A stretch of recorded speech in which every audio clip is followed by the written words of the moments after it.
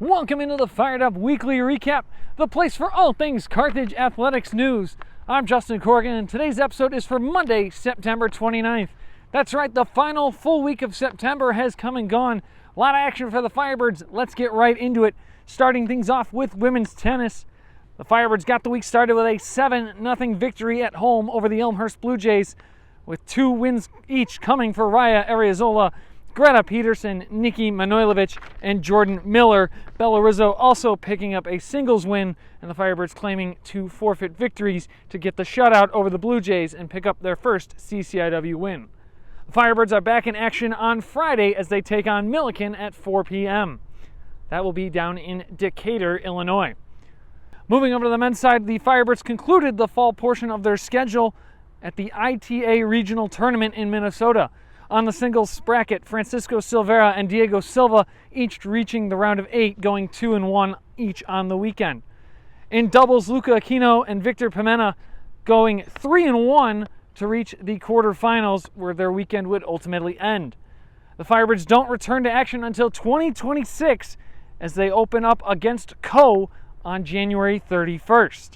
Moving over to women's volleyball, it was an exciting week for the Firebirds. To start off on Tuesday, they were ranked number 25 in the latest AVCA poll. It's the first time the Firebirds have entered the top 25 this season.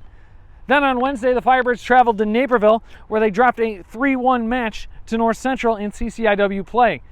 The Cardinals took the match 25-14, lost set 2 23-25, and then defeated the Firebirds 26-24 and 25-19. For the Firebirds, Kristina Manojlovic, 12 kills, Ava Detweiler, 18 assists and 12 digs, and Tatum Kebasek with 3 service aces. Then the Firebirds over the weekend headed out to Iowa for the Wartburg Invite, starting things off with a 3-0 sweep over Augsburg. That was 25-21, 25-11, and 25-22. Manojlovic, 11 kills, Detweiler, 19 assists, Maddie Danielson, 4 service aces, and Jenna Damon, 13 digs. Then, for their second match on Friday night, it was a 3-2 5-setter loss to Wartburg, 25-23, 19-25, 15-25, 25-19, 15-12, going Wartburg's way. Manojlovic, 21 kills, Detweiler, 30 assists, Haley Wierzak, 8 blocks, tying a career high, and Jenna Damon, 21 digs. Then on Saturday, they concluded the Wartburg Invite, another 5-set heartbreaking loss against Cornell. Cornell took the match 23-25, 25-22, 13-25, 25-22, and 15-9. Manojlovic, 20 more kills, Kebasek, 21 assists, Katie Boston, 5 blocks, and Jenna Damon with 22 digs. Firebirds return to action tomorrow night as they host the Carthage Triangular with number 3 Oshkosh at 3 p.m., Oshkosh and Edgewood, who received votes this week, taking each other on at 5, and the Firebirds taking on Edgewood at approximately 7 p.m., time subject to change based on the duration of each match. Moving over to women's soccer, an exciting week on the road for the Firebirds. They started things off on Wednesday against UW Stevens Point in Stevens Point, Wisconsin. That was a 2-2 tie. Let's get into the goals. Ashley Gorder got things started for the Firebirds with an assist from Bella Fusco in the 44th minute, giving Carthage a 1-0 lead. The Pointers rallied back in the 55th minute with Cass Klitsky scoring a 55th minute goal that leveled things at 1-1. Then the Pointers scored an own goal, giving the Firebirds a 2-1 lead in the 80th minute. And in the final minute of the match, the Pointers were able to find the equalizer from Casey Wattis, tying the game at 2-2. In goal, Ainsley Stallworth with 4 saves. And with the goal and the later to be mentioned assist, Ashley Gorder is our Jersey Mike's Women's Firebird of the Week. Jersey Mike's subs located at 3625 Market Lane in Kenosha. Visit them today or go to jerseymikes.com. Then on Saturday, the Firebirds opened conference play down in Decatur with a 4-1 victory over the Milliken Big Blue. Let's get into the goals here. Emma Amberg got things rolling, back-to-back goals, one in the 12th minute, that assist coming from Gorder. And then the 49th minute, Amberg found the back of the net with the assist from Peyton Olinsky. Olinsky then added a goal of her own in the 59th minute, taking a 3-0 lead for the Firebirds. Izzy Jones of the Big Blue got things going offensively for Milliken in the 64th minute, making it 3-1, before Bella Fusco found the back of the net in the 89th minute for an insurance goal, another assist credited to Ashley Gorder. Ainsley Stallworth, 8 saves in the game, That brings us to our Pullman Auto Stores stat of the day. Pullman Auto Stores located in Kenosha and Racine. Visit them today or go to pullmanauto.com. 3 stats actually for our stat of the day. This win for the Firebirds was the first time defeating Milliken since 2022. It was also the first time the Firebirds have taken a CCIW opener since the Firebirds beat the Big Blue in 2021. This game was also the most goals the women's soccer program has scored in a game since they beat North Park 5-2 back in October of 2021. Good things in store offensively for the Firebirds moving forward this season.